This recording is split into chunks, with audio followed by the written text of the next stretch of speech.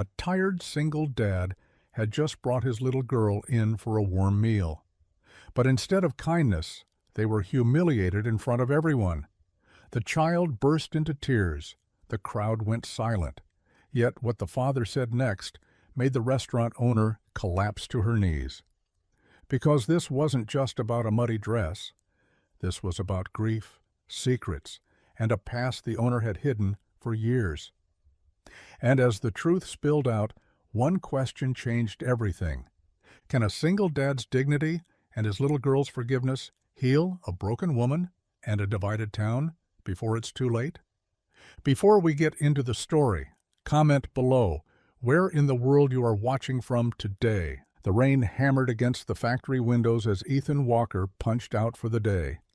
His shoulders ached from 8 hours of lifting metal sheets, and grease stained his work shirt despite the protective gear. Outside, Grace splashed through puddles in her yellow rain boots, her dark curls plastered to her head. "Daddy!" She launched herself at him, mud splattering across his jeans. "There's my girl!" He caught her mid-jump, not caring about the dirt. "You've been good for Mrs. Martinez?" "She let me help sort the mail." Grace wiggled down and grabbed his calloused hand. "Can we still get dinner?" "You promised." His wallet held $43 until Friday. The sensible choice was leftover beans at home, but those bright eyes made him weak. "Henderson's Diner it is." Grace squealed and twirled, sending droplets flying. Her purple jacket had lost a button last week, and mud caked the hem of her hand-me-down dress. She looked like she'd wrestled a pig and lost, but her smile could light up the whole town. They walked 3 blocks through the downpour, Grace jumping in every puddle while Ethan held a broken umbrella over her head. Henderson's Diner glowed warm through the storm, its neon sign flickering between open and pin. The bell jangled as they stepped inside. Heat wrapped around them like a blanket, carrying the scent of Clara Henderson's famous fried chicken and apple pie. Red vinyl booths lined the walls, and the counter gleamed under fluorescent lights. Tuesday night meant half the town packed in here. Farmers, shop owners, church folks sharing gossip over coffee. "Come on, baby girl." Ethan steered Grace toward an empty booth in the corner, nodding at familiar faces. Old Jim Tucker waved from the counter. The Brennan family huddled over milkshakes. Grace slid across the vinyl, leaving a streak of mud. "Can I get chocolate milk?" "We'll see what—" "Stop right there." Clara Henderson stood beside their table, arms crossed over her pristine white apron. At 50-something, she ran the tightest ship in 3 counties. Not a fork out of place, not a crumb on the floor. Her gray hair pulled back in a bun so tight it stretched her features. "Is there a problem?" Ethan kept his voice level. Clara's face twisted like she'd bitten into something rotten. She pointed at Grace, her fingers shaking. "Get your dirty kid out of here, now!" The words cracked through the diner like a whip. Conversations died. Forks froze halfway to mouths. Even the coffee maker seemed to quiet its gurgling. Grace's bottom lip trembled. Then the tears came rolling down her cheeks as she hunched into herself. Mrs. Henderson quote. "Look at her, tracking mud everywhere, dripping on my clean floors. This is a respectable establishment, not a barn." Every eye in the place turned to them. Mrs. Patterson's hand covered her mouth. The Brennan kids stared wide-eyed. Old Jim Tucker's coffee mug hung suspended above his saucer. Ethan felt the familiar burn of shame crawling up his neck. The same feeling from parent-teacher conferences when other mothers whispered about the widower who couldn't afford new clothes for his girl. The same feeling when Grace asked why she didn't have a mommy to braid her hair pretty like the other kids. Grace sobbed harder, trying to shrink into the booth. Something shifted in Ethan's chest. Not anger exactly, but something older and deeper. He stood slowly, placing himself between Clara and his daughter. "Grace, honey, look at me." She peeked up through her fingers. "You remember what we talked about? How sometimes people say things that hurt, but that doesn't make those things true?" Grace nodded, hiccuping through her tears. Ethan turned to Clara. The whole diner held its breath. "Mrs. Henderson, My daughter is 8 years old. She played in the rain because that's what children do. They find joy in puddles and laughter in storms. His voice carried clear and steady. She's not dirty. She's a child who spent 3 hours sitting outside a factory in the cold, waiting for her daddy because we can't afford after-school care. Clara's mouth opened, but Ethan continued. You built this place with your own hands. I respect that. But this diner says everyone welcome on that door. Does that mean everyone except little girls with muddy shoes? Everyone except folks who work themselves raw and can barely afford a hot meal? The color drained from Clara's face. Grace didn't choose to lose her mother. I didn't choose to raise her alone. But I did choose to bring her here tonight because I wanted her to feel special, to sit in a warm place and drink chocolate milk and forget that our heat got shut off last week. Someone gasped. Ethan hadn't meant to say that part. You want us gone? Fine, well, but you should know something first. He reached down and took Grace's small hand. This little girl prays for you every night, Mrs. Henderson. She prays for everyone in this town, including the woman who just broke her heart in front of all these people. Grace stood on shaking legs, mud still streaking her dress. I'm sorry I got your floor dirty, she whispered to Clara. The silence stretched taut as piano wire. Clara's hand rose to her throat, her eyes suddenly glassy. She took a step back, then another, her heel catching on a chair leg. She stumbled. Ethan pulled Grace against his side, her small body trembling with leftover sobs. He bent down, cupping her face in his calloused hands. You didn't do anything wrong, baby. Nothing at all. Grace's tears slowed to hiccups. But she's so mad. Sometimes grown-ups forget what matters. He kissed the top of her head, tasting rainwater and factory dust. Standing, he kept one arm around her shoulders and faced Clara again. Mrs. Henderson, no child deserves to be shamed for a little mud, his voice carried across the silent diner, especially one who spent 3 hours on a cold bench drawing pictures in her notebook while waiting for her daddy to finish his shift. Clara's hands gripped the edge of a nearby table, knuckles white. You see dirt. I see a little girl who found joy in jumping through puddles because that's the only fun she got today. You see a mess. I see my daughter who packed her own lunch this morning because I had to leave for work before dawn. Old Jim Tucker set down his coffee mug with a soft clink. The Brennan mother pulled her children closer. Ethan's voice never wavered. Dignity isn't found in spotless floors, Mrs. Henderson. It's found in how we treat those with the least power, the children, the tired, the ones just trying to make it through another day. A murmur rippled through the crowd. Mrs. Patterson nodded, dabbing at her eyes with a napkin. Young Tom Bradley, still in his mechanic's coveralls, stood a little straighter.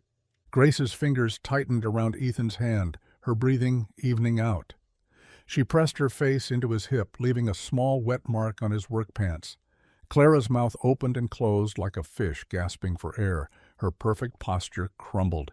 She took one step backward, then another, until her legs hit a chair. She collapsed into it, her face cracking like old paint. A sob tore from her throat. I can't. The words came out broken, scattered. Clara pressed her palms against her eyes, shoulders shaking. The diner held its breath. My son. The words barely made it past her lips. My Daniel. Mrs. Patterson's hand flew to her mouth. She remembered Daniel Henderson, bright smile, coffee-colored skin, always helping carry groceries for the elderly. Clara's tears ran rivers through her makeup. They called him names. Right here in this town. Said awful things about his daddy being black, about me being a fool for loving him. The confession poured out like water through a broken dam. He used to sit right there. She pointed at the booth where Ethan and Grace stood. Every Tuesday after school, chocolate milk and chicken fingers. He'd tell me about his day, about the boys who pushed him, the names they called him. Her voice cracked completely. The night he died. The car accident. We'd fought. I told him to toughen up, to stop letting their words hurt him. Those were my last words to my baby. Toughen up. Silence pressed down on the room like a heavy blanket. Even the fluorescent lights seemed to dim. After that, I made myself hard. If I couldn't feel, I couldn't hurt. If I kept everything perfect, controlled, maybe I could forget that I failed him. Clara lifted her head, mascara streaming black tracks down her cheeks. She looked at Grace, really looked at her for the first time, saw the innocence in those brown eyes, the confusion mixed with sadness. She has his eyes. Daniel had those same gentle eyes. Ethan's anger flickered, but didn't die. His jaw stayed tight, even as Clara's pain spilled across the linoleum floor. This woman had hurt his daughter. Understanding why didn't erase that. I appreciate you sharing that, Mrs. Henderson. Each word measured, careful, but my daughter didn't deserve to pay for your grief. Clara flinched, as if slapped. Ethan bent down, scooping Grace's purple backpack from the booth, the one with the fraying straps they couldn't afford to replace. We'll eat elsewhere tonight. Daddy? Grace's voice came out small. Is she okay? Even now, even after everything, his daughter worried about the woman who'd wounded her. Ethan's chest tightened with fierce pride. That's not our concern right now, baby girl. He straightened Grace's rain slicker, zipping it up to her chin. The crowd parted as they walked toward the door. Some folks looked away, ashamed. Others met Ethan's eyes with something like respect. At the door, Grace turned back. Clara still sat crumpled in the chair, looking smaller than anyone had ever seen her. Their eyes met across the diner, the broken woman and the muddy child. I'm sorry about your son, Grace said softly. Then Ethan guided her out into the rain, the bell above the door chiming their exit. Water hit their faces, cold and clean. He adjusted Grace's hood, picked up her backpack, and took her hand. Behind them, the diner remained frozen in tableau, Clara weeping, customers silent, coffee growing cold in cups. The apartment door stuck like it always did. Ethan shouldered it open while Grace waited, her purple backpack dragging on the cracked hallway linoleum. Inside, everything sat exactly as they'd left it that morning. Clean dishes drying on the counter, Grace's coloring books stacked neat on the coffee table, the ancient radiator clanking its familiar rhythm. Shoes off, baby girl. Grace kicked off her rain boots, leaving them crooked by the door. Her socks had gotten wet anyway. She padded across the threadbare carpet to the couch, curling into the corner where the stuffing had compressed just right for her small body. Ethan heated up leftover spaghetti from Sunday. The microwave hummed and sparked, another thing he'd fix when he found time, when he had money for parts. They ate in quiet, forks scraping against mismatched plates. Grace barely touched her food. Daddy? Yeah, sweetheart. Why was that lady so mean to me? The question hung between them. Ethan set down his fork, studying his daughter's face. Her brown eyes held such confusion, such hurt. Did I do something bad? No. The word came out fierce. No, Grace. You didn't do anything wrong. He moved to sit beside her, the couch springs groaning. She crawled into his lap immediately, still clutching her fork. Sometimes. How did you explain adult cruelty to someone who still believed in fairy tales? Sometimes people carry hurt inside them. Big hurt. And when that hurt gets too heavy, it spills out onto other people. Grace's forehead wrinkled. Like when Tommy Miller pushed me at recess because his parents were getting divorced? Smart girl. Too smart sometimes. Exactly like that. Mrs. Henderson, the lady at the diner, she lost someone very important to her, someone she loved more than anything. Her son. That's right. And that pain made her say things she shouldn't have said. Made her mean when she didn't need to be. Grace twisted to look up at him. But that's not fair. No, it's not. Should we forgive her? The question caught Ethan off guard. 8 years old and already wrestling with forgiveness. He thought of Clara's face, crumbling, the raw agony in her confession. That's something each person has to decide for themselves. But forgiving someone doesn't mean what they did was okay. It just means you choose not to carry anger around inside you. Grace considered this, playing with the ear of her stuffed rabbit. Mr. Whiskers. The bunny had been through the wash so many times his gray fur had faded to almost white. I don't want to carry angry. It sounds heavy. Ethan kissed the top of her head. Her hair smelled like rain and that strawberry shampoo from the dollar store. After her bath, after 3 stories and 2 drinks of water, Grace finally settled under her covers. The bedroom, really just an alcove separated by a curtain, glowed soft from the butterfly nightlight they'd found at a yard sale. Daddy? One more question, then sleep. Do you think Mrs. Henderson is sad tonight? Ethan smoothed the covers around her shoulders. Probably. Me too. Grace hugged Mr. Whiskers tighter. Maybe tomorrow will be better. Maybe so. But long after her breathing evened out into sleep, Ethan sat at their kitchen table, staring at his hands. Calloused from factory work, one thumbnail black from last week's accident with a machine press. Had he done right, walking away? Should he have demanded an apology, made more of a scene? Number. He'd shown Grace that dignity didn't require revenge, that strength meant knowing when to leave. Still, Clara's broken face haunted him, the way she'd looked at Grace at the end, like she was seeing a ghost.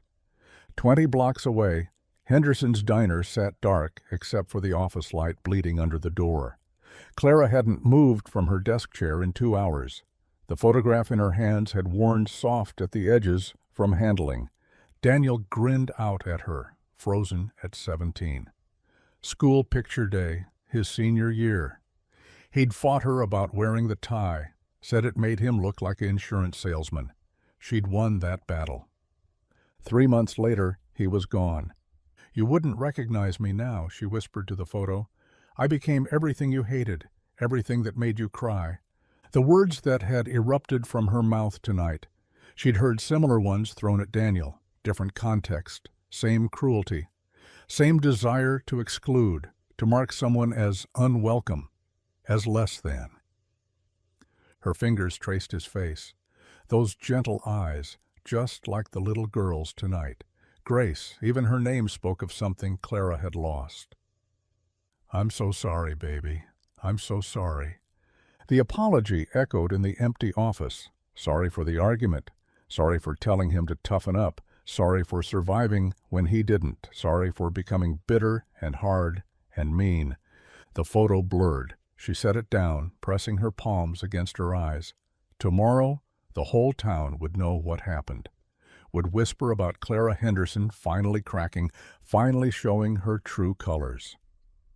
Let them whisper. They weren't wrong. Outside, the rain had stopped. The streets gleamed like black mirrors under the streetlights. Clara stood at her office window, looking out at the sleeping town. Was it too late to change? At 56, after years of building walls, could she tear them down? Daniel would have said yes. Daniel always believed people could change. But Daniel had been young, optimistic, full of hope despite everything. Clara turned off the office light and locked the diner. The drive home took 5 minutes through empty streets.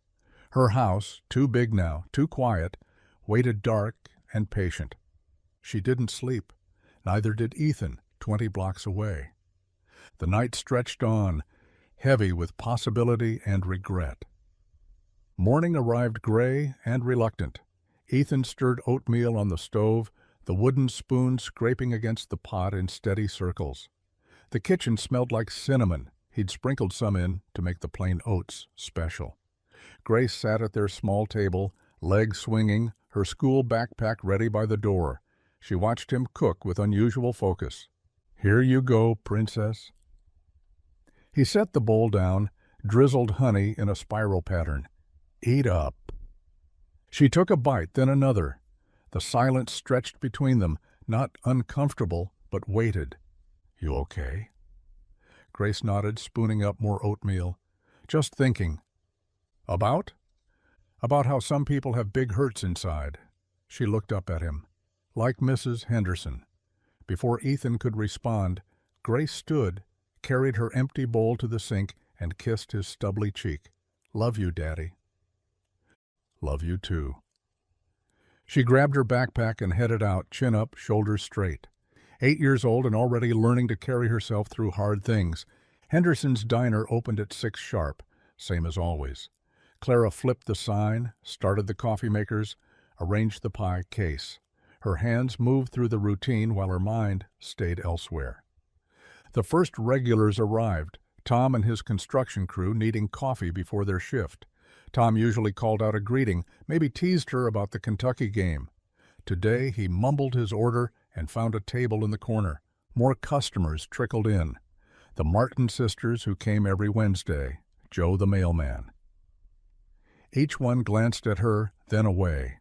Whispers floated from booth to booth, soft but unmistakable. Never seen her like that. Poor little girl. Always knew she had a mean streak. Clara took orders, poured coffee, smiled her automatic smile, but the booth in the corner, the one where Ethan and Grace would have sat, stayed empty. Other customers chose tables around it, as if the space itself carried shame. By noon, she couldn't stand it anymore. She turned the sign to closed, locked the door, and retreated to her office. The shoebox lived in the bottom drawer of her filing cabinet behind tax returns and supply invoices. She hadn't opened it in 2 years. Her hands shook, pulling it out. Daniel's school photo sat on top. Beneath it, report cards with teacher comments. Daniel is a joy to have in class. Such a thoughtful young man. Natural leader. His toy car, a red Mustang worn smooth from playing. He'd carried it everywhere until middle school, when carrying toys became uncool. She'd found it in his pocket after the accident. More photos. Daniel at 5, missing his front teeth. At 10, holding a science fair trophy. At 15, teaching her to use the computer she'd bought for the diner. One photo stopped her cold. Daniel at 8, Grace's age, standing in front of this very diner, grinning, proud, because she'd just let him flip pancakes for the first time. A memory surfaced, sharp as broken glass. Daniel coming home from school, 6th grade, tears streaming. Some kids had called him names, told him he didn't belong anywhere, not with the black kids, not with the white kids. "Mom, I wish people would just see me. Not my skin, just me." She'd held him, promised it would get better, told him to be strong, to ignore the cruel ones. But last night she'd been the cruel one. She'd looked at Grace and seen dirt, disorder, something that didn't belong. Not the child underneath, not the little girl who just wanted dinner with her father. Clara pressed the photo to her chest. "I'm sorry, baby. I became them. I became the people who hurt you." The apartment building squatted on the edge of town, 3 stories of fading brick and rusted fire escapes. Clara climbed to the 2nd floor, each step heavier than the last. She knocked. Footsteps approached, and the door opened. Ethan stood there in a faded factory uniform, oil stains on the sleeves. His expression shifted from surprise to guarded coolness. "Mrs. Henderson, please, may I come in?" He didn't move. "Whatever you need to say, you can say it from there." Clara nodded. She'd earned this coldness. "I came to apologize, not excuse what I did. There's no excuse. But to say I'm sorry." She told him about Daniel, about the grief that had curdled into bitterness, about realizing she'd become the kind of person her son would be ashamed of. "I failed your daughter the same way this town once failed my boy." I looked at her and saw, I don't know what I saw, my own anger maybe, my need to control something when everything that mattered got ripped away. Ethan's expression hadn't changed, but he was listening. "Please come back to the diner. Both of you. Let me treat you properly. Let me try to make this right.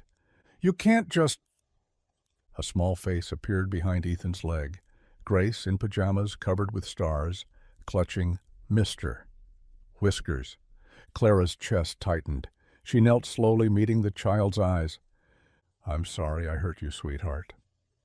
I said mean things, and I was wrong. Grace studied her face with that unnerving directness children possessed. Clara waited, feeling every one of her 56 years. It's okay, Grace whispered. 2 words, soft as moth wings. Clara's eyes burned. Ethan's hand settled protectively on Grace's shoulder. His jaw worked, protective instincts warring with his daughter's generous heart. The following evening, Ethan stirred mac and cheese while Grace sat at their small kitchen table, coloring. She'd been quieter since Clara's visit, but not in a sad way. More like she was thinking hard about something. After dinner, he grabbed their coats. Come on, kiddo. Let's walk off that food. The autumn air carried hints of wood smoke and dying leaves. Grace's hand felt small in his, warm despite the chill. They walked their usual route, past the hardware store, the barber shop, the church with its peeling white paint. The diner glowed ahead, windows golden against the darkening street. Through the glass, Ethan could see Clara moving between tables, coffee pot in hand.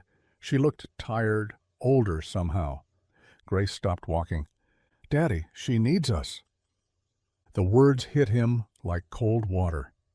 He looked down at his daughter, at her earnest face tilted up toward his. What makes you say that, baby? Grace chewed her lip, considering. She was crying when she said sorry. Real tears, not fake ones. And she looked. She searched for the word. Empty, like Mrs. Patterson after her cat died. Ethan's throat tightened. 8 years old, and she saw what he'd been trying to ignore.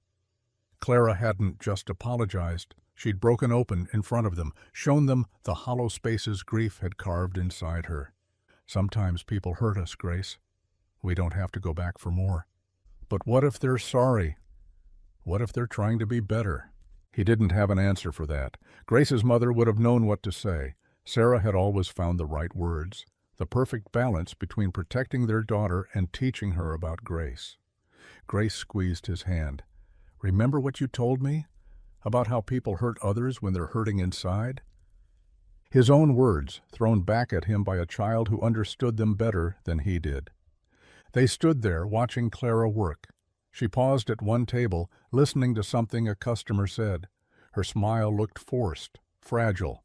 When she turned away, it crumbled entirely. Maybe we can try, Ethan heard himself say. Just once. Grace beamed up at him, and he wondered if he was making a terrible mistake. The next morning, after the school bus swallowed Grace and her bright yellow backpack, Ethan sat in his truck outside the diner. His shift didn't start for 2 hours. Plenty of time to back out, drive away, keep his daughter safe from whatever Clara Henderson might become. Instead, he pushed through the door. The breakfast rush had ended. Only 2 old-timers sat at the counter, nursing coffee and arguing about football. Clara was wiping down tables herself, no waitress in sight. Her apron hung crooked, and dark circles shadowed her eyes. She looked up at the bell's chime.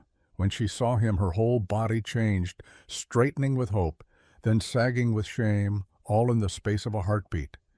Ethan! He approached slowly, hands in his pockets. Clara. She set down her rag, her hands twisted together, knuckles white. I didn't think you'd come. Wasn't sure I would either. The old-timers at the counter had gone quiet, pretending to read their newspapers while obviously listening. Clara gestured toward a booth. They sat, the vinyl squeaking under their weight. She poured him coffee without asking, her hands trembling slightly. I want to start over, she said. Not just with you and Grace. With everyone. This place, it used to mean something.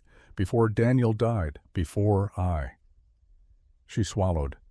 Before I let myself turn into someone he wouldn't recognize. Ethan studied her face. The proud woman who'd humiliated his daughter was still there, but cracked now, like pottery that had been dropped and glued back together. What does starting over look like to you? Boy, I don't know yet.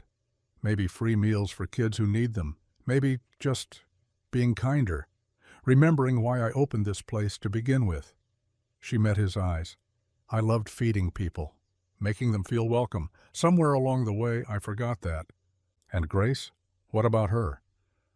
I want to earn her forgiveness, really earn it, not just hear her say it's okay because she's too sweet to hold grudges. Clara's voice broke slightly. She reminds me of Daniel at that age, before the world taught him to be careful with his trust. Ethan sipped his coffee. It was good, better than the instant stuff he made at home. Forgiveness takes time. I know. And I won't let you hurt her again. I know that too. They sat in silence. The old-timers had given up pretending not to listen. We'll come for dinner tomorrow, Ethan said finally. One meal. We'll see how it goes. Clara's breath rushed out like she'd been holding it. Thank you. They shook hands across the table, her grip firm, but her palm clammy with nerves. The doorbell chimed as more customers entered, a young couple Ethan recognized from church. They glanced at him and Clara, curiosity plain on their faces. Word would spread. By tomorrow night, half the town would know Ethan Walker was giving Clara Henderson a second chance. Some would call him foolish. Others might call him worse. Ethan stood to leave. Clara walked him to the door. Ethan? He turned. I know this is a risk for you. Trusting me with Grace again. I won't forget that. Outside, the morning sun cut sharp and bright through the autumn air. Ethan walked to his truck, aware of eyes on him through the diner windows. His choice was made now, for better or worse. Tomorrow night, he'd bring his daughter back to the place where she'd been shamed. He'd trust a broken woman's promise to do better. Maybe it would blow up in their faces. Maybe Clara would slip, say something cruel, prove that people didn't really change. Or maybe, just maybe, something else would happen. Something that started with forgiveness and grew into whatever came after. Saturday morning arrived crisp and bright, 2 days after Ethan's tentative agreement with Clara. Grace bounced beside him on the sidewalk, her Sunday dress swishing, even though it wasn't Sunday. You sure you want to do this? Ethan asked one more time. Daddy, you already asked me 5 times at home. The diner's windows gleamed in the morning sun.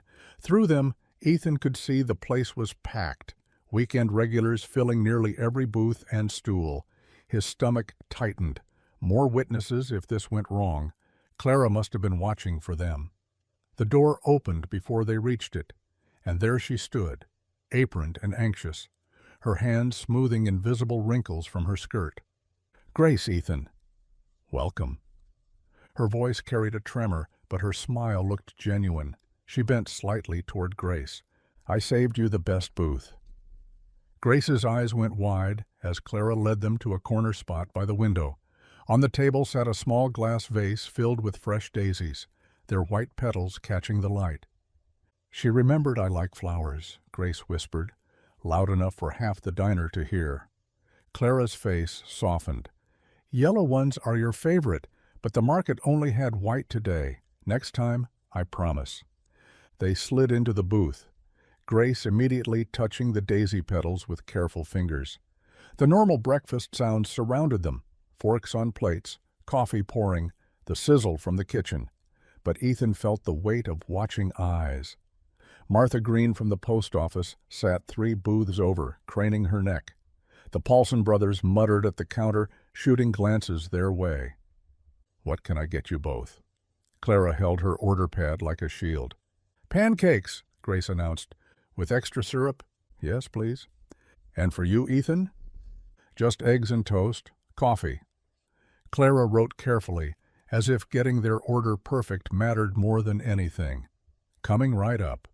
She disappeared into the kitchen. Grace arranged the daisies, humming to herself, while Ethan watched the other customers pretend not to stare. Look, Daddy.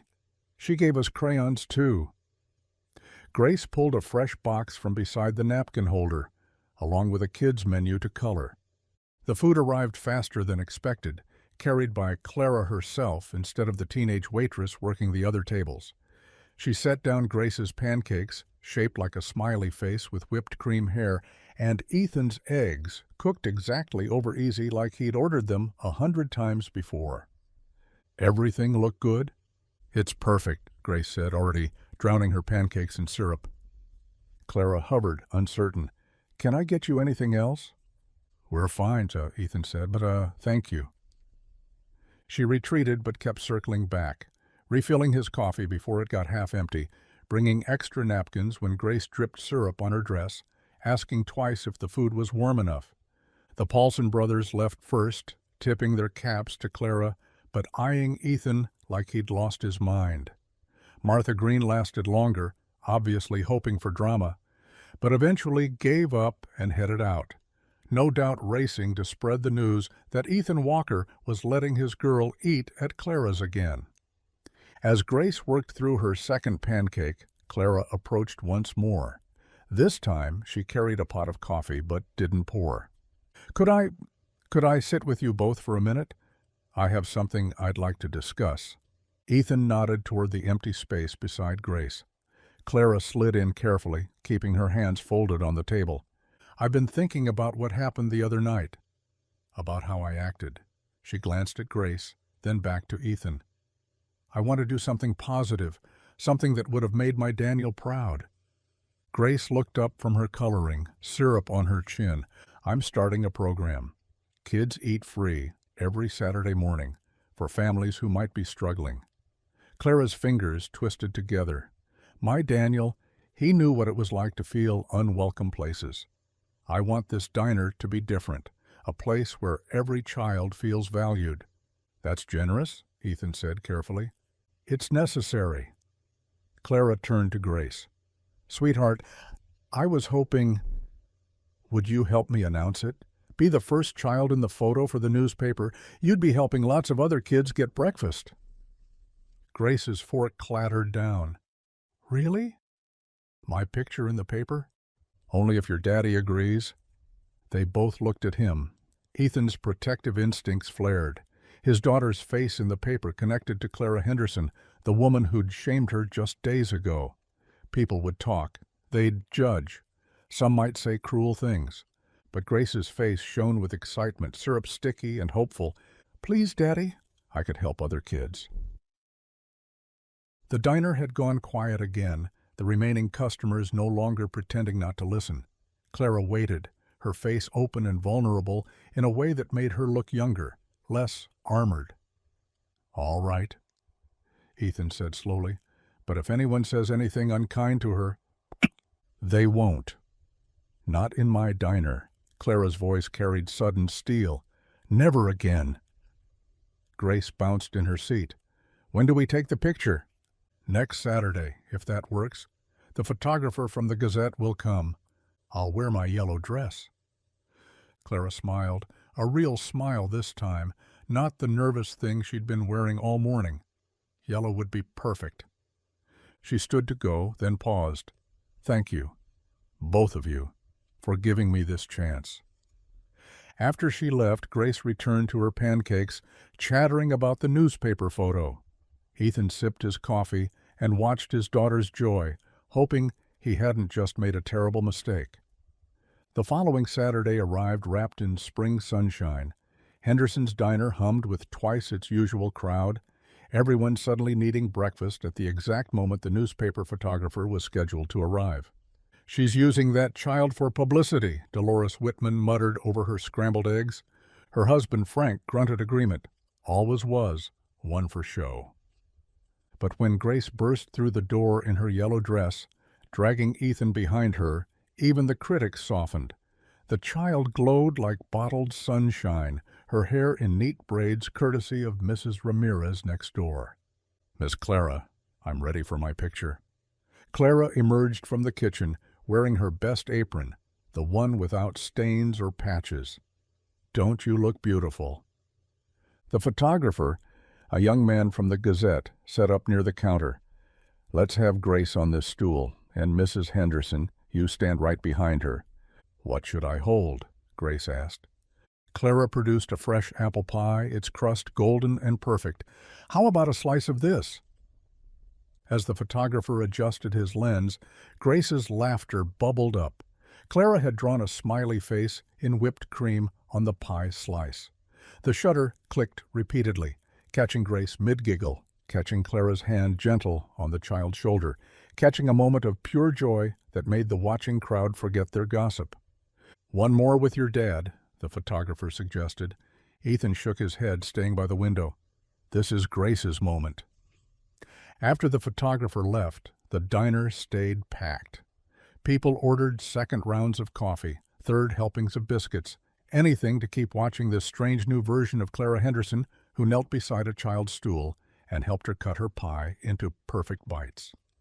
That evening, after flipping the sign to "closed," Clara found Ethan still there. Grace had fallen asleep in their booth, her yellow dress now decorated with cherry pie stains, clutching the small bouquet of daisies Clara had given her. "You don't have to stay," Clara said, starting to wipe down tables. "Grace wanted to wait until everyone left, said you might be lonely." Clara's hand stilled on the washcloth. "She said that? She notices things." Clara slid into the booth across from him, suddenly looking every one of her 55 years. Daniel was like that, always worrying about other people's feelings. Ethan waited. He'd learned that grief needed space to breathe. He loved baseball. The words tumbled out like water through a broken dam. Not playing it, he was terrible at sports, but the statistics.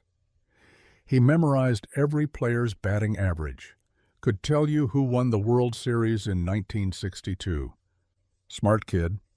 Too smart for this town. He wanted to be a teacher, said he'd come back here after college and make sure no kid ever felt different again. Clara's voice cracked. The other children were so cruel. Called him names I won't repeat. Said he didn't belong anywhere, not with the black kids, not with the white kids. She pulled a worn wallet from her apron, extracting a small school photo. Daniel grinned at the camera, his mixed features beautiful in their uniqueness, his eyes bright with possibility. He was 14 when it happened, coming home from tutoring younger kids at the library. The other driver ran a red light. Clara traced her son's face with one finger. "I became someone else after that, someone hard, someone who could survive losing him." "Grief changes us," Ethan said quietly. "Your wife?" "Cancer, 3 years ago. Grace was only 5. They sat in the gentle silence of shared loss. Outside, Main Street settled into evening, street lights flickering on one by one. The other night when I yelled at Grace, Clara's voice dropped to a whisper, I saw Daniel in her somehow, not her appearance, but her spirit, that brightness. It terrified me. Because you might lose it again. Because I don't deserve to be near it. Clara met his eyes. I became the kind of person my son would have stood up to. The kind who makes children cry. Grace stirred in her sleep, mumbling something about pancakes. Ethan smoothed her hair. She forgave you immediately, he said. Kids don't do that unless they see something worth forgiving. She saw someone who needed help, just like you said. She notices things. Clara stood, gathering empty coffee cups. I should let you get her home. Ethan lifted Grace carefully, her head dropping against his shoulder. The daisies fell from her grip, scattering petals on the vinyl seat. Same time next week? Clara asked at the door. For the program launch? For breakfast. Just breakfast. She picked up the fallen daisies, tucking them into Grace's hand. I promise I'll try to be someone Daniel would recognize. Ethan shifted Grace's weight, studying Clara's face in the doorway's fluorescent light. He saw grief there, yes, but something else too. Hope, maybe, or just the stubborn determination to be better. We'll be here. Walking home through the quiet streets, Grace warm and heavy in his arms, Ethan wondered if he was doing the right thing. Trust came hard after loss. But watching Clara's walls crack, seeing her reach for redemption, maybe Grace was right. Maybe Clara did need them. Maybe they needed her too.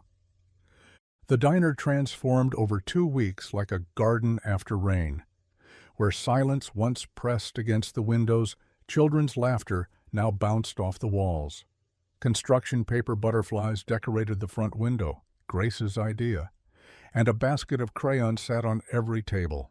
Clara moved through the chaos with newfound energy, balancing plates while stepping over a toddler pushing a toy truck across the linoleum. She'd traded her severe bun for a softer ponytail, and when she smiled, which happened more each day, years fell from her face. "Miss Clara, look!" A boy named Marcus held up his drawing of a dinosaur eating pancakes. "That's wonderful, sweetheart. Should we tape it to the wall with the others?" The east wall had become a gallery of children's art. Clara called it Daniel's Wall, and every sketch, every crayon scribble, every painted handprint found a home there. Grace claimed the corner stool at the counter as her spot, spreading homework across the Formica surface each afternoon. She'd become the unofficial welcome committee, greeting new families with, "Hi, I'm Grace. The pie here is really good." Ethan arrived after his factory shifts, grease still under his fingernails despite scrubbing, his body aching from 10 hours on the line. But watching Grace help a younger child color inside the lines, seeing Clara refill his coffee without being asked, these moments smoothed the sharp edges of exhaustion. "Your daughter's got half the town wrapped around her finger, old mister," Jennings said one evening, chuckling as Grace taught his grandson a clapping game. "She gets that from her mother," Ethan replied, surprising himself with how easily the words came now. The town noticed the changes too. Mrs. Patterson from the church brought Clara a cassette of hymns for the jukebox. The hardware store owner fixed the diner's squeaky door for free. Even the skeptical began to soften, watching Ethan help an elderly woman to her car, seeing him slip dollar bills under his plate, even though Clara insisted his meals were free. "Misjudged that Walker fellow," someone whispered. "He's got more class than half the country club set." But change never came without resistance. Thursday dinner rush brought twice the usual crowd. The high school football team celebrated their victory with milkshakes, 3 families took advantage of the free kids' meals, and every booth overflowed with conversation. Clara spun between tables, apron streaked with gravy, wisps of hair escaping her ponytail. Grace sat at the counter teaching origami to the Phelps twins, while Ethan nursed his coffee, content to watch the controlled chaos. Then, Richard Hartwell walked in. He owned the largest insurance company in 3 counties, drove a Mercedes that cost more than Ethan made in 2 years, and his mouth permanently curved like he'd smelled something foul. He surveyed the diner, the children's artwork, the scattered crayons, Grace's homework, and his lip curled higher. "Table for 1, he announced, though plenty sat empty. Clara seated him by the window, took his order for steak, well done, no seasoning, and turned to leave. "Quite the transformation you've made here, Clara," his voice carried across the diner, designed to be heard, "from respectable establishment to charity hall." Conversations quieted. Clara's shoulders stiffened, but she kept walking. Richard continued louder. "I suppose when you cater to welfare cases and factory workers, standards naturally decline." Ethan's coffee mug hit the counter hard enough to crack. "Take the little girl there," Richard gestured at Grace with his water glass. "Only here because it's free, I imagine. A charity case if I ever—" Ethan shot up, the stool screeching against linoleum, his hands clenched into fists, tendons standing out like bridge cables. Grace's eyes went wide, her paper crane crumpling in her grip. But Clara got there first. She planted herself between Ethan and Richard's table, her presence filling the space like a thundercloud. "Let me tell you something about charity, Richard Hartwell." Her voice started low, dangerous. "You see that wall of children's drawings? Every one represents a family that comes here not for handouts, but for dignity, for belonging." The diner held its breath. "My son Daniel would have been 24 this year. He wanted to teach, wanted every child to know they mattered." Clara's voice rose, filling every corner. "This program isn't charity. It's his legacy. It's saying that every child, whether their daddy works in a factory or owns one, deserves a place at the table." She leaned closer to Richard. "And if you can't understand that, then you're the one who doesn't belong here." The silence stretched like taffy. Then Grace started clapping, just her small hands at first. But the Phelps twins joined, then their parents, then table after table until the diner thundered with applause. Someone whistled. The football team banged their milkshake glasses on the table. Richard's face went from red to purple. He threw a 20 on the table and stormed out, the bell jangling violently behind him. Clara's hands shook as the adrenaline drained away. She started to apologize to the room, but the applause swelled louder. Outside, the November air bit sharp against flushed skin. Clara had stepped out for air, and Ethan followed, finding her leaning against the brick wall. "Thank you," he said, "for defending Grace. For Dash. You were going to hit him. Probably would have lost my job for it, too. Worth it, though," she almost smiled. "To defend her? Always." They stood close enough that he could see the gold flecks in her brown eyes, close enough to count the freckles across her nose that makeup usually hid. "You didn't need defending," Clara said softly. "Either of you. You've got more dignity than anyone I know." "Funny. I was thinking the same about you." The moment stretched between them, fragile as spun glass. His hand moved toward hers, stopped, pulled back. She leaned forward slightly, caught herself, stepped away. Grace probably needs help with her math," Ethan said. "Yes, and I should check on the kitchen." They fled in opposite directions, both hearts racing, neither ready to name what had almost happened. Inside, Grace watched them through the window and smiled. Clara traced her finger across the calendar 3 times before circling the date in red. 2 weeks until Thanksgiving. Perfect timing for what she had in mind. "Community Unity Night," she wrote across the top of a yellow legal pad, then started listing gospel choir from First Baptist, potluck tables along the wall's turkey, and fixings for anyone who needed it. Her pen flew across the page, ideas tumbling faster than she could capture them. The bell jangled. Ethan stood in the doorway, toolbox in hand. "You said something about a broken freezer handle?" "That was Tuesday. It's Saturday. Been working doubles." He set the toolbox down. "Grace is at her friend's birthday party, so I figured—" Clara pushed the legal pad across the counter. "What do you think?" Ethan read slowly, eyebrows rising. "You want to feed the whole town?" "Not the whole town, just the parts that need feeding. That's still a lot of turkey." "Then I better start ordering." She pulled out another sheet. "I'll need help getting the word out. Flyers, posters. I can do that." Their eyes met across the counter. Since that night with Richard Hartwell, they'd danced around each other, careful not to stand too close, not to let conversations drift beyond safe topics. "Grace could help," Ethan added. "She loves projects." The following evening, Clara's dining room table disappeared under stacks of bright yellow flyers. Grace knelt on a chair, tongue poking out in concentration, as she colored in the letters Clara had outlined. "Why yellow?" Grace asked. "It was Daniel's favorite color," Clara said, not looking up from her cutting. "Like sunshine," he used to say. Ethan worked the staple gun, attaching flyers to wooden stakes. The rhythm, ka-chunk, ka-chunk, filled the comfortable silence. "Can I write something?" Grace held up a marker. "Course you can, sweetheart." In careful, looping letters, Grace added, "Everyone welcome," to the bottom of each flyer. Clara's throat tightened. They hit the streets as dusk painted the sky purple. Grace raced ahead, her pink sneakers slapping puddles, while Clara and Ethan followed with hammers and tape. "Hold it straight," Ethan said, positioning a flyer against a telephone pole. Clara hammered, missing twice before finding the nail. "I'm better with pie crust than carpentry." "Here." He moved behind her, his hand covering hers on the hammer.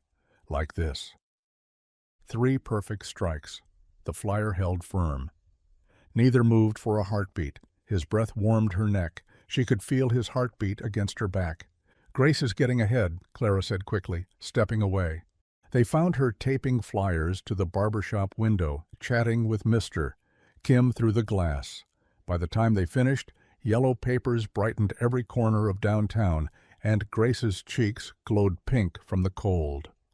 Community Unity Night arrived wrapped in unusual warmth for November. By 5 o'clock, the diner overflowed with casserole dishes, pie plates, and people Clara hadn't seen in years. The Millers brought green bean casserole. The football team's mothers delivered enough cornbread to feed an army.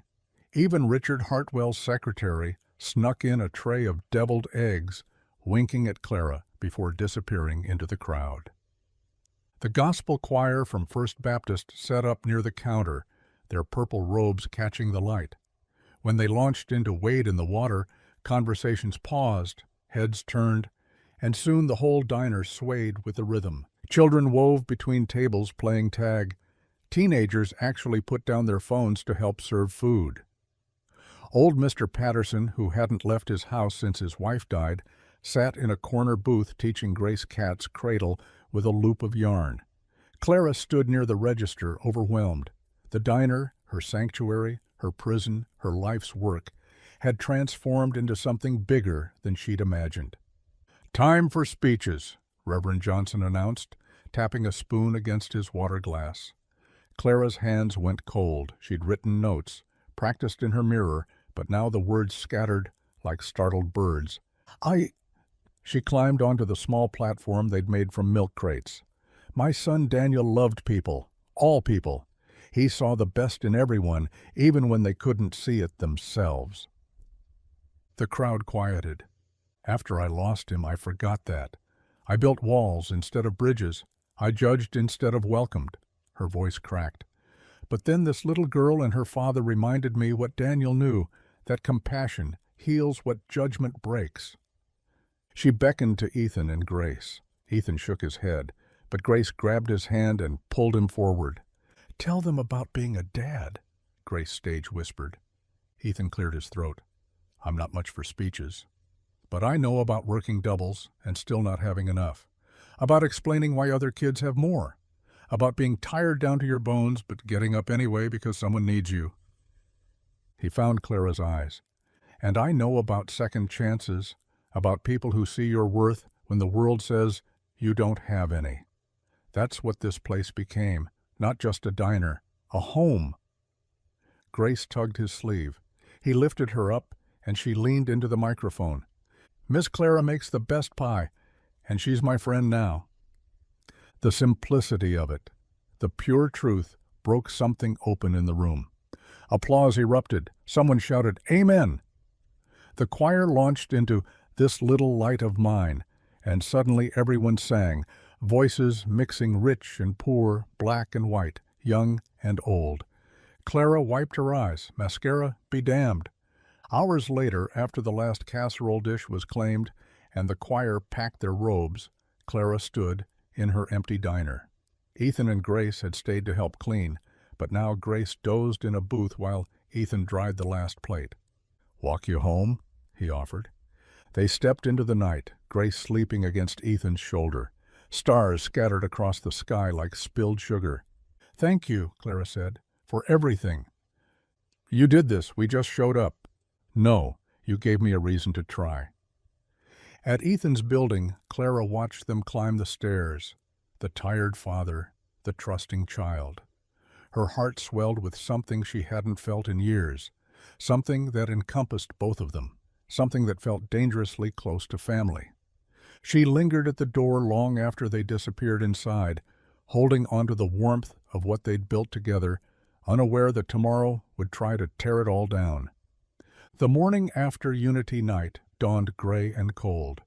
Clara arrived at the diner early, humming one of the gospel songs from the night before, her key already in the lock when she noticed the yellow paper taped to her door.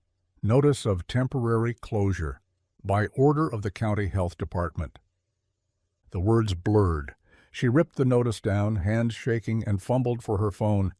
"County Health, Jim speaking." "Jim, it's Clara Henderson. There's a notice on my door." "Clara," his voice dropped. "I'm sorry. We got multiple complaints yesterday, had to act on them." "Complaints? About what?" "My kitchen's spotless, you know that. Overcrowding, improper food handling during community events, allowing non-certified individuals to serve food." He sighed. "Look, between you and me, Harold Mason filed 17 separate complaints. My hands are tied. Harold Mason.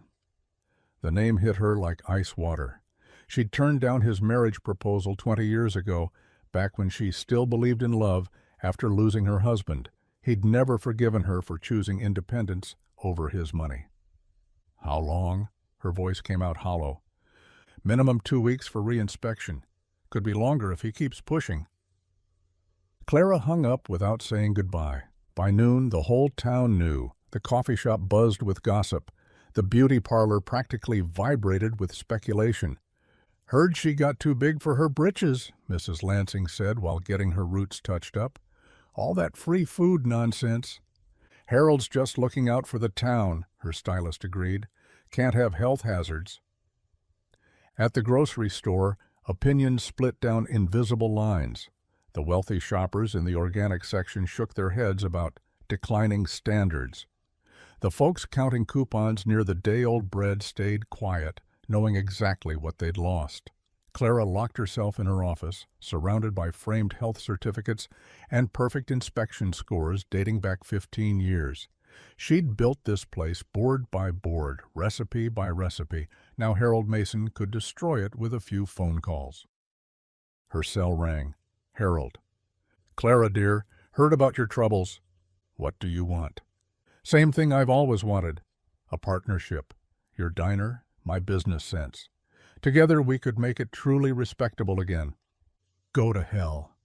Such language. Is this how you want Grace's story to end? The little girl whose favorite place got shut down because you were too proud to accept help? She threw the phone across the room. It shattered against Daniel's photograph. Evening fell like a weight. Clara sat in the darkened diner, not bothering with lights. The silence pressed against her eardrums after last night's music and laughter. The door rattled. She'd forgotten to lock it. Ethan stepped inside, still in his factory coveralls. "Grace is at Mrs. Chen's. Heard what happened." "Then you know to stay away." She didn't look up. "Before Harold comes after you, too. Clara, I shouldn't have dragged you and Grace into this." The words tumbled out, sharp with self-loathing. "Playing at redemption, pretending I could change. I've failed everyone again." Ethan moved closer, his work boots loud on the linoleum. "This isn't your fault." "Isn't it? I made enemies. I put a target on this place, on you." She finally looked at him, mascara streaking her cheeks. "What if he goes after your job next?" The factory owners golf with him every Sunday. The possibility hung between them like a blade. "Grace thinks this is her second home," Clara continued. "How do I explain that I ruined it? That the mean lady from that first night was right all along?" Ethan's jaw tightened. Every instinct screamed to grab Grace and run, to protect her from this mess, from disappointment, from the Harold Masons of the world who crushed anything beautiful just because they could. But then he remembered Grace's face during Unity Night, glowing with belonging, remembered Clara lifting his daughter onto that makeshift stage like she was precious, remembered the way this broken woman had pieced herself back together, fragment by fragment for them. "We'll figure it out," he said. "There's nothing to figure out. Harold wins. He always wins." She slumped forward, forehead touching the table. "Just take Grace and go. Let her remember the good parts before I destroy those too." Ethan reached out, almost touched her shoulder, then pulled back. The gesture felt too intimate, too much like admitting what had been building between them. "I need to think," he said instead. Clara's sob followed him to the door. Outside, Ethan stood on the empty sidewalk, torn between two kinds of protection. He could shield Grace from this heartbreak, teach her that sometimes walking away was wisdom, or he could show her that some fights were worth having, even when the odds seemed impossible. Through the window, Clara sat in the darkness, her shoulders shaking. She looked exactly like he'd felt the night Marie died, convinced that everything good in life was behind her.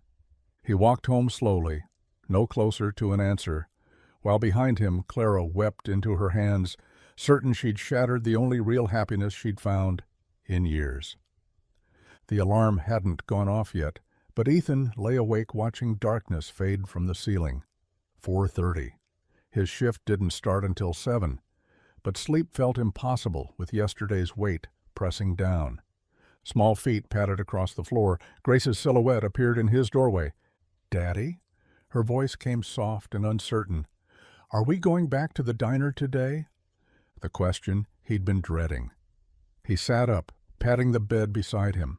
She climbed up, bringing her stuffed rabbit, its ear still damp from where she'd been chewing it, a nervous habit from toddlerhood that returned when she worried. "We'll check on Miss Clara. Is she okay?" "She's sad right now." Grace nodded, processing this with 8-year-old logic. "Like when you're sad about Mommy sometimes?" His throat tightened. Something like that. They ate breakfast in relative quiet. Scrambled eggs that Ethan overcooked while distracted, toast that Grace spread with the last scraping of strawberry jam. She kept glancing at him, reading his mood with that uncanny ability children developed when they had only one parent to depend on. The walk to the diner took 10 minutes on a normal day. Today it felt longer. Main Street looked different, without the promise of Clara's warm lights at the end of it. Other shops opened for business, owners sweeping their storefronts, avoiding eye contact as Ethan and Grace passed. The sign hurt to look at. Bold red letters, closed by order of health department, taped crooked, like whoever posted it wanted everyone to see the shame of it. Ethan tried the door. Unlocked. Inside, the diner felt hollow, without its usual morning sounds. No sizzling bacon, no percolating coffee, no cheerful chatter. Just Clara, alone in the third booth, still wearing yesterday's clothes. Her hair, usually pinned neat, hung limp around her face. Both hands wrapped around a coffee mug that had long gone cold. Grace broke free from Ethan's grip. "Miss Clara." The little girl ran full speed, sliding into the booth and wrapping her arms around Clara's waist. Clara's face crumpled. She pulled Grace close, shoulders shaking. "I'm sorry, sweetheart." The words came muffled against Grace's hair. "I tried, but I failed." "You didn't fail," Grace said firmly. "That mean man is just being a bully." Clara's laugh came out broken. If only it were that simple. Ethan approached slowly, hands in his pockets. The morning light through the windows showed every line of exhaustion on Clara's face. She looked older, defeated in a way that reminded him of his own reflection those first months after Marie died. "One setback doesn't erase all the good you've done." She shook her head, not meeting his eyes. "It does when Harold Mason is involved. He owns half this town, has judges over for dinner, plays poker with the health inspector every Friday night. So we find another way." "There is no other way." Her voice went flat. "I've been fighting men like him my whole life. They always win. Always." Grace pulled back, looking between the two adults with fierce determination. "We can't let him win. We need to fight." The words hung in the air like a challenge. Ethan kept his expression neutral, but something stirred in his chest. His daughter, this small, brave girl who'd inherited her mother's stubborn streak, refusing to accept defeat. Clara touched Grace's cheek. "Sometimes, honey, fighting just makes things worse." "But you fought for us. You made the diner nice for everyone. You can't stop now." "Grace," Ethan said quietly, "come on. Let Miss Clara rest." His daughter's face fell, but she slid out of the booth. Clara watched them go, her hand half raised like she wanted to call them back, but couldn't find the words. At the door, Grace turned. "Miss Clara? My daddy says giving up is the only real way to lose." Ethan's face burned. He'd told her that after Marie died, when getting out of bed felt impossible. Now his own words came back to haunt him through his daughter's innocent faith. Outside, Grace stayed quiet until they reached the corner. Then she stopped, planting her feet. "We're going to help her, right?" Ethan lifted her into his arms, her weight familiar and grounding. "It's complicated, baby." "No, it's not." She laid her head on his shoulder. "She's our friend. Friends help each other." He carried her toward home, her simple truth echoing with each step. Through the diner window, Clara remained at the booth alone with her cold coffee, and the crushing weight of Harold Mason's victory. Ethan's mind turned over possibilities, calculating risks. His job, their stability, Grace's happiness, everything balanced on a knife's edge. But Grace's arms around his neck felt like trust, and her faith in him felt heavier than his fear. Maybe his daughter was right. Maybe some fights chose you, whether you were ready or not. The morning sun climbed higher, casting long shadows behind them as they walked home, neither speaking, but both thinking about the woman they'd left behind and the battle that waited ahead. The kitchen table wobbled under Ethan's elbows as he spread the bills across its scarred surface. Electric, water, rent. Each envelope a small weight pressing down. The factory paycheck covered everything with $43 left over. If nothing broke, nobody got sick, and Grace didn't outgrow her shoes this month. "Daddy, look!" Grace held up her drawing, colored pencils scattered around her like fallen leaves. She'd drawn the diner in bright yellows and blues, every window glowing, stick figures crowding the booths with wide smiles. Clara stood in the middle, her hair a swirl of gray crayon, arms stretched wide. "See? It's not gone. It's just waiting." Ethan took the paper, studying his daughter's work. She'd drawn herself holding Clara's hand and him standing nearby with what looked like a toolbox. Even in crayon, the hope radiating from the page felt real. "That's real nice, baby. Can we give it to Miss Clara? It might make her feel better." He folded the drawing carefully, tucking it into his shirt pocket. Maybe tomorrow. Grace returned to her coloring, humming one of the gospel songs from Unity Night. Ethan watched her work, this child who saw the world not as it was, but as it could be. After Marie died, he'd tried to protect that innocence, shield her from disappointment. But maybe protection wasn't what she needed. Maybe she needed to see people fight for what mattered. After Grace went to bed, Ethan pulled on his jacket. Mrs. Rodriguez from next door would listen for Grace. She always did when he needed to step out. The walk to the diner felt different at night. No streetlights on this stretch, just the moon painting everything silver. The diner's windows glowed faintly. Clara hadn't left. He found her in her office behind the kitchen, door ajar. She sat at a cluttered desk, staring at a framed photograph. Daniel, frozen in time, maybe 16, wearing a baseball uniform, grinning at something beyond the camera. Ethan knocked on the doorframe. Clara didn't startle, just looked up with eyes that had run out of tears. "You should go home," she said. "So should you." She turned back to the photograph. This was his junior year, made varsity. First sophomore to do it in 20 years. Ethan entered the small office, noting the certificates on the walls, the careful organization beneath the current chaos. Everything about this space spoke of someone who'd built something from nothing and protected it fiercely. Harold's attack isn't about health codes. Clara's laugh came out bitter. "Of course it's not. It's about you refusing to bend to his control." Her hands tightened on the photo frame. For a long moment, only the hum of the refrigerators filled the silence. "Harold courted me once. Years ago, before Daniel, before everything." She set the photo down gently. "Brought flowers every Sunday for 6 months. Made promises about the life we'd have, the empire we'd build together." What happened? I saw through him. Saw how he treated waitresses, gas station attendants, anyone he considered beneath him. When I rejected him, he smiled, said I'd regret it one day, said he'd make sure of it. And you've been fighting him ever since. Fighting? Clara shook her head. Surviving. There's a difference. He owns buildings, sits on committees, has the mayor's ear. I serve eggs and coffee. Ethan pulled Grace's drawing from his pocket, unfolding it on the desk. Clara stared at it, one finger tracing the bright colors. Grace sees you as a friend worth saving. She's 8. She doesn't understand how the world works. Maybe that's exactly why we should listen to her. Clara's tears started again, silent this time. I watched my son face this same kind of power. Men who decided he didn't belong, who made rules to keep him out. I couldn't protect him then.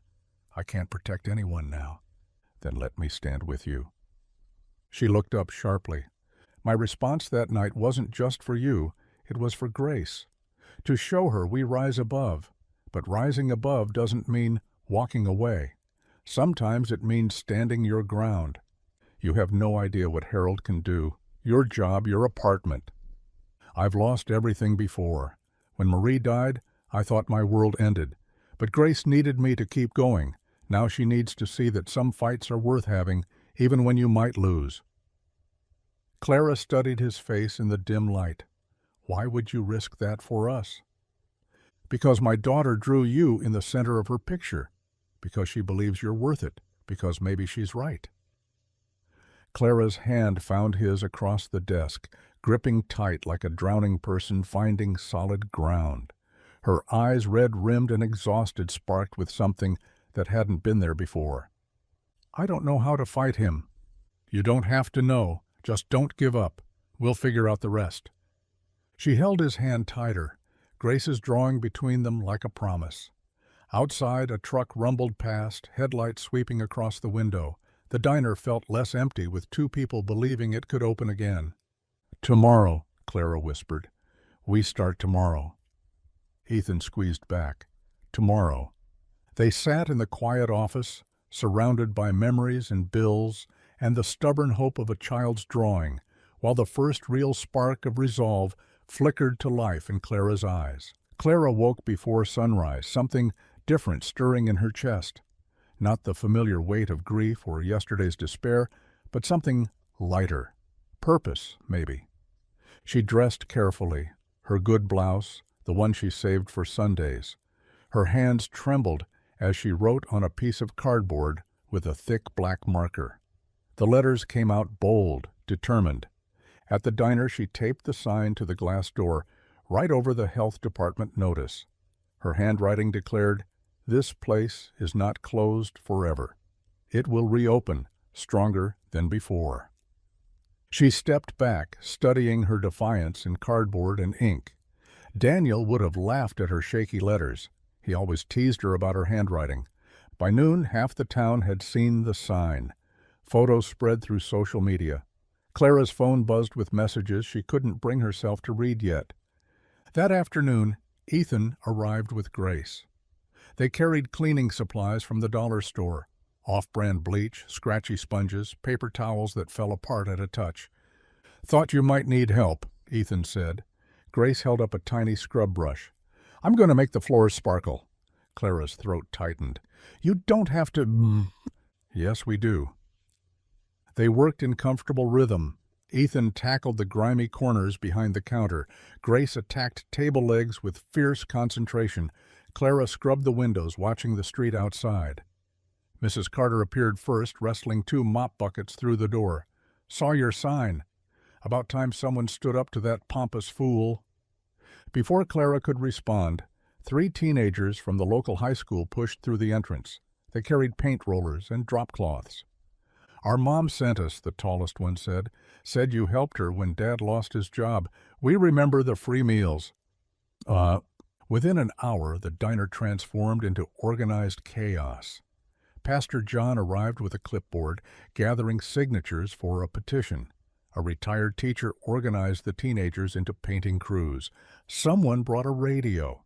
Gospel music mixed with classic rock as people worked. Grace danced between the workers, her giggles infectious. She appointed herself supervisor, checking everyone's progress with serious nods that made the adults hide their smiles. The doorbell chimed. Harold Mason filled the doorway, his face purple with rage. The diner fell silent. "What do you think you're doing?"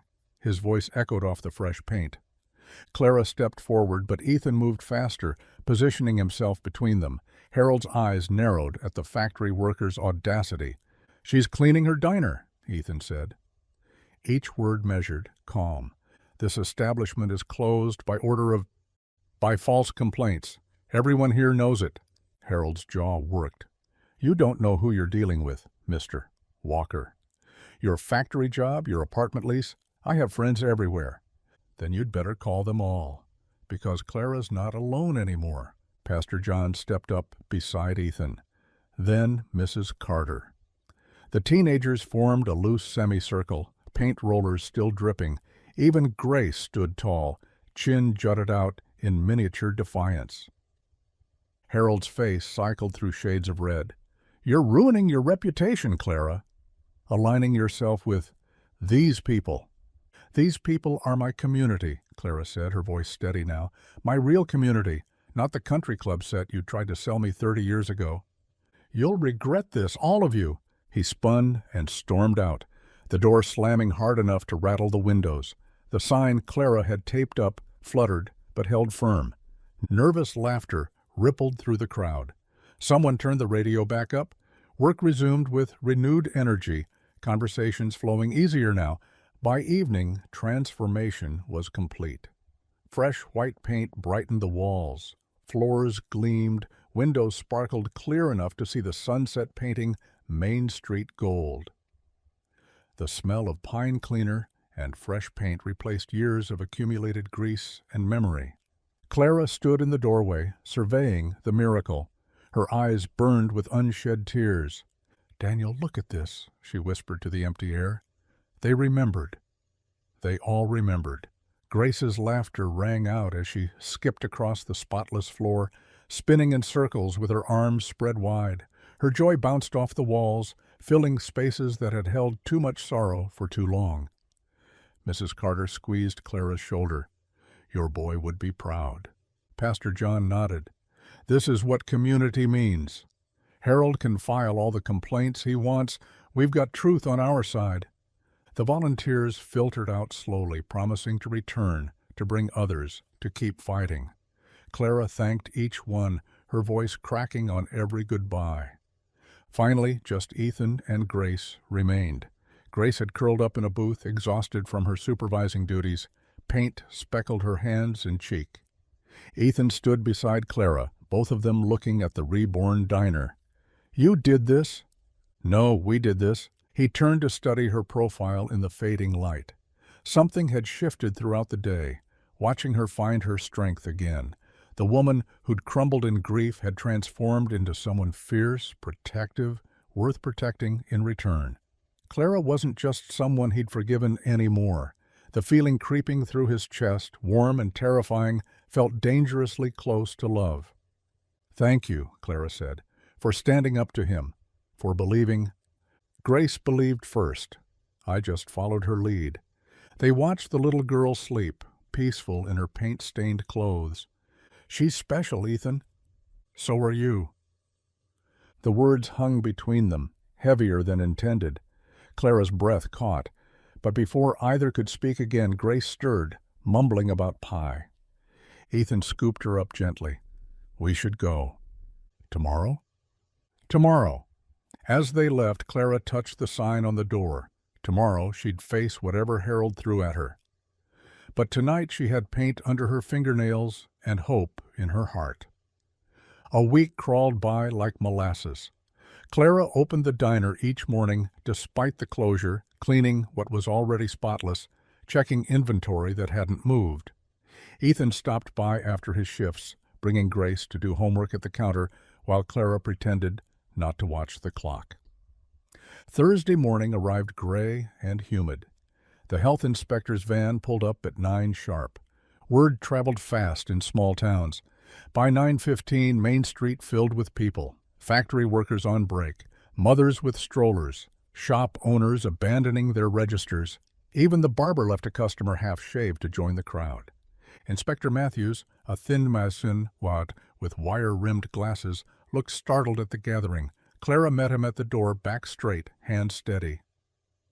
"Mrs. Henderson, shall we begin?" Inside, Matthews worked methodically.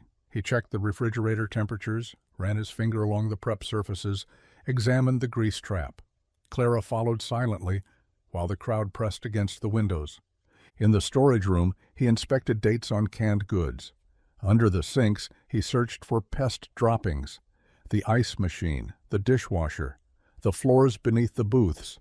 Nothing escaped his scrutiny. An hour passed, then 2. Grace's nose pressed against the glass, leaving fog circles. Ethan held her shoulders, his own tension visible in his jaw. Finally, Matthews closed his clipboard. Mrs. Henderson, I've completed my inspection. Clara's hands found each other, fingers interlacing. I find no violations. The complaints filed were unfounded. Frankly, this is one of the cleanest establishments I've reviewed this year. Duh! The crowd erupted. The sound crashed through the windows like thunder. Grace jumped up and down, her squeals piercing the celebration.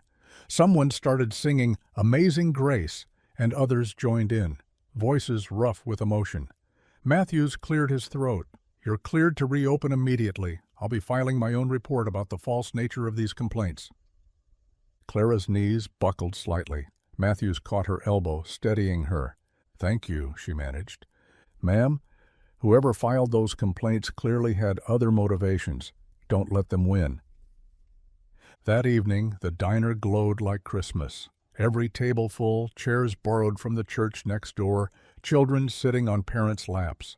The smell of fried chicken and fresh cornbread filled the air thick enough to taste.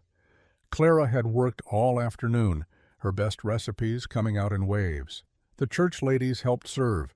Teenagers bussed tables without being asked. It felt less like a restaurant and more like a family reunion where everyone was actually glad to see each other. Pastor John stood, tapping his water glass. The room quieted. Before we eat, Clara has something to share. Clara moved to the wall beside the register, where a cloth covered something rectangular. Her hands trembled as she pulled the fabric away. A brass plaque gleamed under the lights. In loving memory of Daniel Henderson. A place for everyone. The room held its breath. Clara's voice cracked. My son Daniel loved people, all people.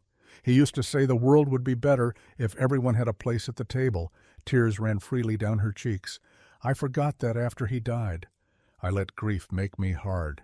But you reminded me.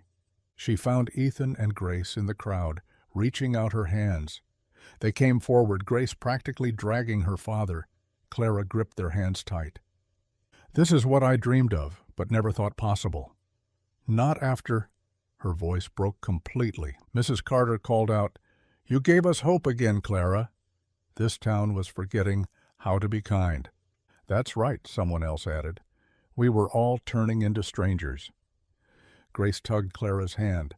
When Clara bent down, Grace announced in her clear, carrying voice, This is home now. The cheer that went up could have lifted the roof. People stamped their feet, clinked glasses, whistled. Grace beamed, her missing tooth making her grin even wider. The celebration continued past closing time. Stories were shared, old feuds forgotten, new friendships sparked. Harold Mason's name was mentioned only once, followed by dismissive laughter. Finally, the crowd thinned. Parents carried sleeping children, teenagers helped stack chairs. The church ladies wouldn't leave until every dish was washed, despite Clara's protests. Then it was just 3. Clara turned off all but the corner light, the one that illuminated Daniel's plaque. The diner settled into peaceful quiet, still warm with the echo of community. Ethan broke the silence. You stood tall tonight, only because you never walked away, even when you should have. Grace wouldn't let me. Just Grace? They looked at each other across the clean counter. Everything they'd endured, the public humiliation, the confession, the collapse, the resurrection, it all lived in that long look. The weight of it pressed against the air between them, dense with possibility. Grace stirred on the booth bench where she'd fallen asleep, mumbling something about pie. The spell broke, but gently, like morning mist. I should get her home, Ethan said. Tomorrow? Tomorrow. He gathered Grace, her head lolling against his shoulder. At the door he turned back. Clara? That plaque. Daniel would have loved tonight. Clara's hand went to her heart. After they left, she stood alone in her transformed diner, Daniel's memorial catching the streetlight, and felt something she hadn't experienced in years. Peace. Sunday afternoon brought the kind of business Clara had dreamed about years ago. Not rushed or frantic, but steady like a heartbeat. Families lingered over coffee, children sprawled across booths with crayons and paper placemats, tongues stuck out in concentration. The smell of pot roast mingled with apple pie. Someone had brought a guitar, and soft strumming drifted from the corner booth. Two elderly sisters shared a piece of chocolate cake, taking tiny bites to make it last. Ethan sat at the counter, sleeves rolled up, watching Clara work the register. She moved with purpose now, not the rigid efficiency of before, but something softer. She knew every customer's name, asked about grandchildren, remembered who took cream and who wanted extra napkins. Grace spun on her stool, sneakers kicking against the metal base. A streak of blueberry pie decorated her chin. "Daddy, watch." She spun faster, braids flying. "Careful, Bug." Clara glanced over, that small smile she'd developed just for them, crossing her face. The afternoon crowd thinned gradually. Families gathered sleepy children. Teenagers counted out tip money in crumpled bills. The guitar player packed up, promising to return next Sunday. Mrs. Carter stopped at the register, pressing Clara's hand. "This place feels alive again." "It's not just the place," Clara replied. When the last customer left, Clara flipped the sign to closed. The lock clicked with finality. She stood there a moment, hand pressed against the glass door, looking out at the quiet street. "Pie's getting cold," Grace called. Clara turned, untying her apron as she walked to the counter. Instead of sitting beside them, she surprised Grace by lifting her straight up. "My turn for a hug." Grace wrapped her arms around Clara's neck, fierce and sudden. Her small voice whispered against Clara's ear, "Miss Clara, you saved me." Clara's breath caught. Tears came fast, hot against her cheeks. She pulled back to look at Grace's earnest face. "No, sweetheart," her voice broke on the words. "You saved me." Grace wiped Clara's tears with sticky fingers, leaving traces of blueberry. They both laughed, watery and real. Clara settled into the booth with Grace on her lap. The child fit there perfectly, like she'd always belonged. Ethan slid in across from them, his work-rough hands wrapped around his coffee mug. The diner felt different in this light. The late afternoon sun slanted through windows, turning everything gold. Dust motes danced in the beams. The coffee maker gurgled its familiar rhythm. Daniel's plaque caught the light, gleaming soft and warm. Clara studied Ethan's face. The worry lines had softened these past weeks. He looked younger somehow, or maybe just less tired. His eyes met hers over Grace's head. "I keep thinking about second chances," Clara said quietly. Ethan waited. He'd learned her rhythms, knew when to let silence do its work. "After Daniel died, I thought I'd buried my chance to love again. Buried it so deep it would never see daylight." She adjusted Grace on her lap, the child drowsy now, playing with Clara's bracelet. "But maybe second chances aren't just for diners." The words hung between them, delicate as spun glass. Ethan's hand moved across the table, covering hers. His palm was warm, calloused, steady. "Maybe they're not." Grace's head popped up, suddenly alert. She looked between them, her 8-year-old intuition sharper than any adult's. "We're a family now." The declaration rang through the empty diner, not a question, not a wish. A fact, stated with the absolute certainty only children possess. Clara laughed first, surprised and delighted. Ethan followed, his deep chuckle mixing with their higher notes. Grace giggled, pleased with herself, bouncing on Clara's lap. "Family," Clara tested the word. It fit like a key in a long, locked door. Outside, the sun dropped lower, painting the street amber. The diner's sign, Henderson's, glowed in the light. Cars passed slowly. A couple walked by, peering in, waving when they spotted the trio in the booth. Clara shifted Grace to the bench beside her, keeping one arm around the child. Her other hand remained under Ethan's. Grace leaned against her, eyes drooping.